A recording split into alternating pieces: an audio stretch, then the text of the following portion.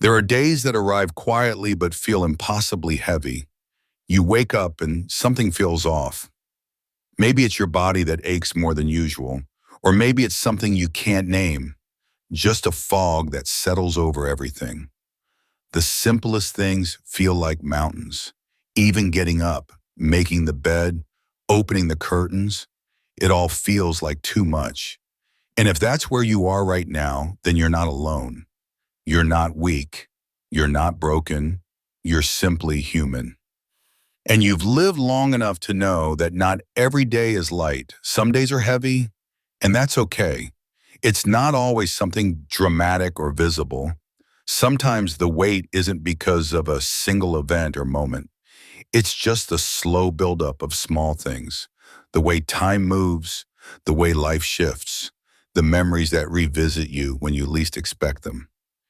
You might not even be sure why you feel the way you do. There's just a stillness, a kind of dull ache in your chest or your thoughts that lingers. That's something many of us carry, but few talk about it. Let's talk about it here. Chapter 1. The Quiet Struggle.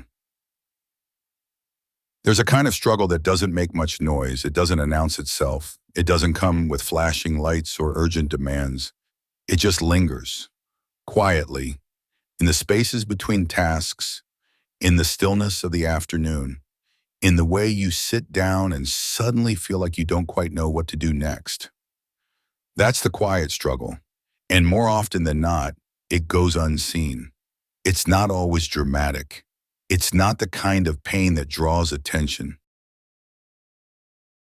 the kind of weariness that settles into your bones, the kind that doesn't always have a reason you can point to. Maybe the day started like any other. Maybe you made your coffee, opened the curtains, fed the cat, checked the calendar. Everything in place, everything familiar, but something still feels off. You're not sad exactly, but you're not okay either. You're not crying, but you feel like if someone looked at you too long, you might. There are moments in life when the hardest part isn't what's happening around you. It's what's happening inside. It's the echo of your own thoughts, the weight of your own expectations, the realization that your days don't look the way they used to, that your energy comes in smaller doses, that certain joys feel more distant. And even if no one else sees it, you feel it deeply. There's no calendar for emotional heaviness. It doesn't show up when it's convenient. It doesn't wait for a quiet weekend. It arrives on ordinary days, when the house is quiet or when you're halfway through folding laundry, and suddenly you feel far from yourself. Like something's missing, but you can't quite name it. Sometimes it's a kind of invisible grief, not for one thing in particular, but for the passage of time, for the versions of yourself you have left behind, for the people you no longer speak to, for the places that no longer feel like home. It's a longing that comes without a name, a soft ache, a kind of homesickness for something that maybe never even fully existed, but still lives somewhere inside you. And here's the thing, most people don't talk about this. We talk about goals, we talk about plans, we talk about staying active, keeping busy, finding hobbies. But we don't often talk about the kind of days when brushing your teeth feels like an accomplishment, when you cancel plans not because you're sick, but because you just can't. When even in the things you usually enjoy feel like more than you can hold. There is nothing wrong with you for feeling this way. There is no failure in having hard days. They don't mean you're falling apart. They don't mean you've lost your spark. They just mean you're human. You've lived long enough to feel deeply, to carry layers of life inside you. And sometimes those layers get heavy. So if today feels hard for reasons you can't quite explain, know that you're not the only one. So many of us carry this quiet struggle. It's just that we've learned to carry it privately. And maybe, just maybe, it's time we let that change. Maybe it's time we let the silence be filled with understanding instead of shame. Maybe it's enough to say out loud, this is hard today. I'm doing my best, and that's enough. The quiet struggle doesn't mean you're weak. It means you've been strong for a long time. It means you've been holding a lot. And maybe today, instead of pushing yourself through it, you let yourself sit with it, gently, kindly, without trying to fix it all. There is space for that here. There is room for you, exactly as you are, tired, tender, trying, and that is more than enough. Chapter 2, Naming the Feeling. One of the most tender things we can do for ourselves is to pause long enough to ask, what is this I'm feeling? It sounds simple, doesn't it? Just a question. But the truth is, for many of us, that question goes unasked for years at a time. Somewhere along the way, many of us were taught to keep going no matter what, to keep our heads up, to push through, to stay strong. And while there's something admirable about resilience, there's a quiet cost to always pretending we're fine, especially on the days when we're not. When life slows down, when retirement settles in, or when routines change, or when loved ones move away, we're left with more silence, more space. And in that space, old feelings rise, some familiar, some surprising, some we thought we'd already dealt with, others we never knew we were carrying at all. But here's the truth, feelings don't disappear just because we ignore them. They wait quietly until there's room to be heard. So maybe today, when things feel especially heavy, the most healing thing you can do isn't to solve anything. It isn't to cheer up or think positively. Maybe today, all that's being asked of you is to name the feeling. I feel tired. I feel forgotten. I feel restless. I feel disconnected. I feel overwhelmed. I feel invisible. Or maybe I don't even know what I feel. I just know that something hurts. There is nothing weak about putting words to your emotions. In fact, it's one of the most courageous and clarifying things we can do. Feelings, when unnamed, tend to build up in the background. They fog our thinking. They make us feel confused, out of step with ourselves. But when we stop, even for a moment, and say, this is sadness, or this is fear, or this is longing, something inside us begins to shift. The feeling becomes something we can sit beside instead of something that towers over us. Naming what we feel doesn't mean we have to fix it. There's no pressure here, no checklist, no rush to feel better. It's simply about giving your inner world a little more space, a little more understanding, a little more air to breathe. Sometimes we avoid naming our feelings because we're afraid of what they might say about us. But you are not your emotions. You are not your bad day. You are not your hard moment. You are the person noticing it, naming it, making room for it, and that is an act of strength. There's something powerful in sitting in your favorite chair, hands in your lap, and quietly saying, this is hard today, and I don't have to hide that. There's a deep kind of relief that comes when we give ourselves permission to feel what we feel without needing to justify it to anyone. Maybe you've carried old disappointment. Maybe it's a sense of isolation. Maybe it's uncertainty about the future or regret over things in the past. Whatever it is, it belongs. It doesn't make you any less whole, any less wise, any less worthy of kindness. Feelings have always been part of the human experience. From the first moment you learn to comfort yourself as a child to the quiet evenings of reflection that come later in life. Every emotion is a message, not a mistake. So let this be a gentle invitation. When the heaviness comes, instead of pushing it away, try whispering to yourself, what is this I'm feeling? And listen, without judgment, without the need to analyze. Just listen. And if the words don't come right away, that's okay too. Sometimes just asking the question opens the door. And when that door opens, you begin to feel a little less like you're drifting and a little more like you're coming home to yourself. No one else needs to hear the answer. You don't need to share it, explain it, or post about it. This is for you. This is your truth in this moment. And that truth deserves to be seen, even if only by you. Because when we begin to name what we feel, we begin to reclaim something precious, our inner voice, our inner knowing, our right to be honest with ourselves. And that honesty is not the end of the story. It's the beginning of something softer, something steadier, something that leads one breath at a time toward healing. Chapter 3, Permission to Pause.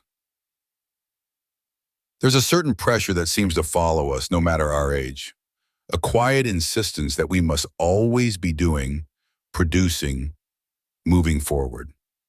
Even in our quieter years, after retirement, after raising families, after a lifetime of responsibility, there's still that voice, often internal now, that whispers, you should be doing more. You should be keeping up. You should be productive. You should make the most of your time. You should be grateful. You should feel better by now. And on a hard day, all of that expectation can feel heavier than whatever pain you were already carrying. So here's something tender and honest that you might need to hear today. It's okay to stop. You are allowed to pause. You are allowed to feel tired. You are allowed to do less. There is no scoreboard keeping track. No invisible judge watching your every move. The world will keep turning even if you decide to rest today. Even if you decide not to tidy up the kitchen. Even if you don't return the phone call. Even if the dishes wait until tomorrow. You have nothing to prove. The idea that every day must be purposeful, every moment productive, it's a myth that wears down even the strongest among us.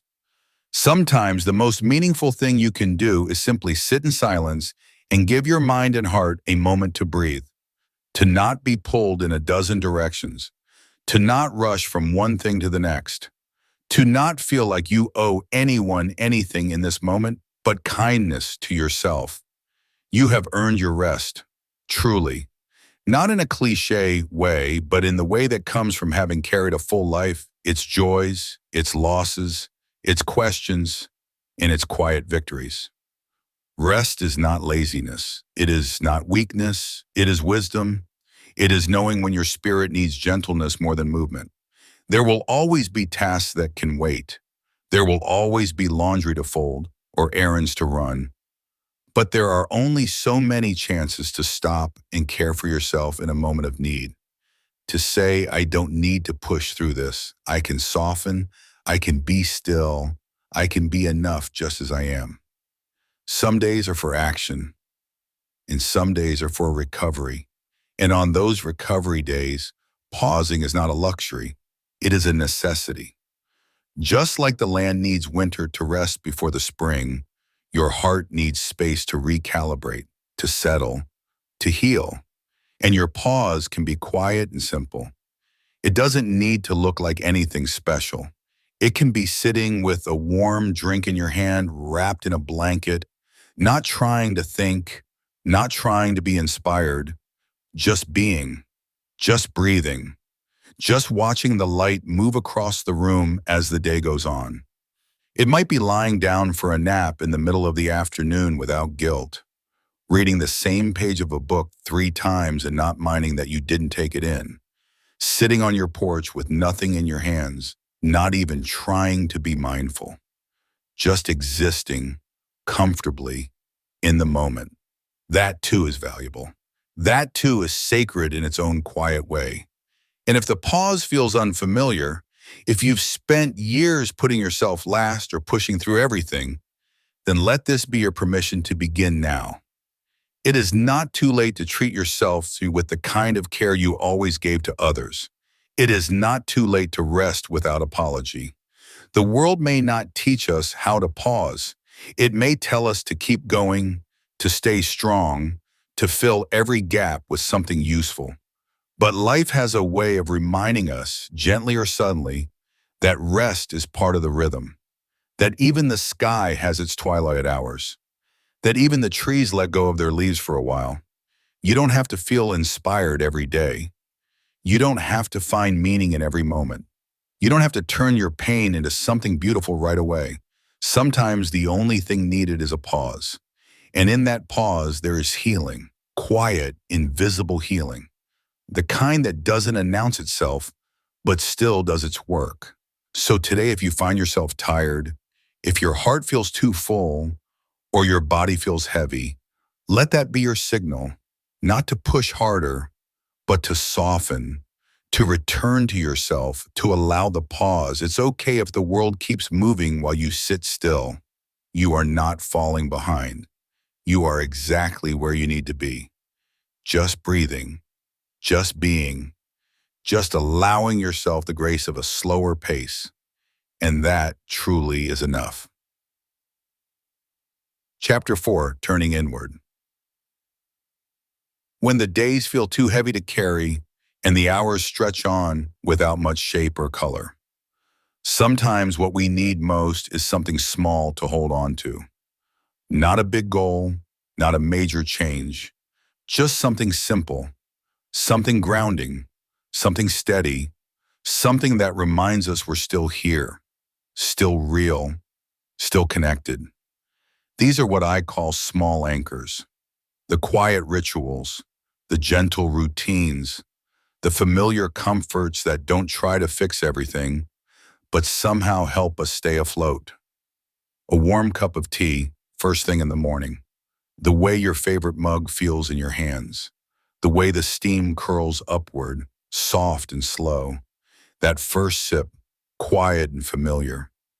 Opening a window to let in the early light, standing there for a moment, letting the breeze touch your skin, listening to the distant hum of the world waking up, watering a plant, running your fingers across the leaves, watching for new growth, noticing how something so small keeps reaching for the light. These things may seem insignificant, but on the days when your heart feels heavy, when your energy is low, when everything feels like too much, these small anchors can be lifelines. Because the truth is, healing doesn't always come in grand gestures. It doesn't always arrive in breakthroughs or big moments. Sometimes it shows up in the tiniest of details, the way sunlight filters across the kitchen floor, the soft sound of a familiar song, the smell of something warm from the oven, even if it's just toast. Small anchors remind you that you are still living, still experiencing, still part of the world, even if it feels distant. They don't demand much, just your presence, just your willingness to notice. On the hardest days, even brushing your hair can be an anchor. Washing your face with warm water, putting on clean socks, sitting outside for 5 minutes. These are not solutions. They're not meant to solve the ache, but they steady you. They offer something solid to reach for when everything else feels slippery. There's something tender about returning to these small acts, something deeply human about finding comfort in the ordinary. You don't have to explain yourself to a hot bath. You don't have to put on a smile to pet a dog. You don't need a reason to sit by the window and watch the clouds move. Sometimes we forget that survival in its simplest form is about these moments. Noticing that you got out of bed, that you opened the blinds, that you fed yourself, even if it was just something simple, that you showed up for yourself in some small way. And maybe some people won't understand that. Maybe they'll ask what you did today, and you won't know how to answer, but you'll know. You'll know that you lit a candle because you needed something beautiful, that you folded a blanket with care, that you sat with your feelings instead of pushing them down, that you let the day unfold without judgment. That matters. Small anchors are not about productivity. They're not about checking something off a list. They're about grounding yourself in the present, creating small spaces of calm within the noise. And sometimes they're what carry you from one moment to the next when you don't have the strength to think too far ahead. So if today feels like too much, ask yourself gently, what's one small thing I can do that feels kind to myself? Not what feels impressive, not what feels productive, just what feels kind. And then do that slowly, without pressure, without trying to turn it into anything more than it is. And if you find one small anchor today, just one, that's enough. You don't need to have a plan. You don't need to see the whole path. You just need something to hold on to while the tide moves through. A warm blanket, a soft light, a few deep breaths, a favorite sweater, a quiet walk, a moment of music. These are not just comforts. They are lifelines. And when you return to them again and again, you begin to remember that even in heaviness, you still belong to the world. Not because you're doing anything big, but because you're here, still breathing, still showing up. And sometimes that is everything. Chapter 5. Seeking Comfort Without Guilt. Hard days often bring the urge to retreat, to isolate, to turn inward and stay quiet. And while that can be part of the healing, it's also okay to reach out. Not for advice, not for answers, just for company, just to hear a voice or see a face or even read something that reminds you that you're not alone in this world. There's no need to explain yourself. There's no need to justify why you're struggling. It's enough to say, this is a hard day and I needed a little comfort. Sometimes comfort comes from a favorite book you've read a dozen times. Sometimes it's a letter from years ago. Sometimes it's a familiar scent, a warm bath, a warm blanket. You don't need a reason to reach for those things. You just need to remember that you're allowed to receive comfort even without permission or purpose. Chapter 6. The Quiet Gifts of a Difficult Day. It might not feel like it now, but even in the hardest days, there are still small gifts. Sometimes when everything slows down, we begin to notice things we've missed. The way the sunlight moves across the floor in the late afternoon. The soft ticking of a clock in a quiet room. The way your favorite mug fits just right in your hand. There's something humbling about difficult days. They make us look again. They make us notice. They return us to the present, not in a dramatic way, but in small glimmers. A memory that returns unexpectedly, not to hurt you, but to remind you of who you've been. A sound that calms you, a color that brings back a feeling of safety. These are not solutions. They are moments, and that's all we need. When life feels like it's drifting, we need anchors. Not big ones, just small, gentle practices that remind us of where we are and who we still are underneath the noise of the world. Lighting a candle in the early evening, folding a blanket neatly, watering a plant, whispering a kind phrase to yourself as you close your eyes. These tiny acts may seem like nothing, but they are how we root ourselves again. They are how we remember that even in the middle of a hard day, we still have choices. We still have rituals. We still have quiet strength. You don't need a new plan. You just need something small and kind to return to.